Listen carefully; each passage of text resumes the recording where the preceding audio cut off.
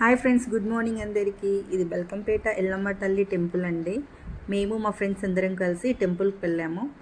ఇక ముందుకు వెళ్తే కొద్దిగా అంటే మేము స్టార్టింగ్లో ఉన్నప్పుడు పబ్లిక్ ఏం అనిపించలేదు. బయట ఉన్నప్పుడు లోపలికి వెళ్ళి చూస్తే కొంచెం బాగానే అనిపించింది క్లౌడ్.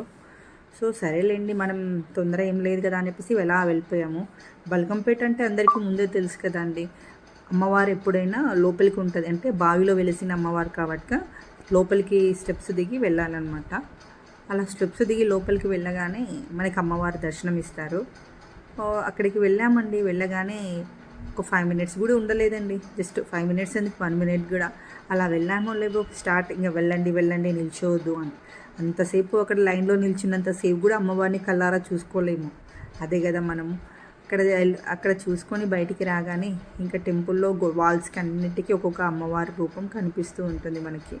చూడండి ఎంత చక్కగా ఉంది అమ్మవార్లు. ఇట్లా వైట్ వాల్స్కి అన్నిటికీ ఒక్కొక్క రూపంలో అమ్మవార్లు ఉన్నారు. అక్కడ నుంచి అలాగే వస్తూ ఉంటే మళ్ళీ ఒక రూమ్ ఉంటుంది.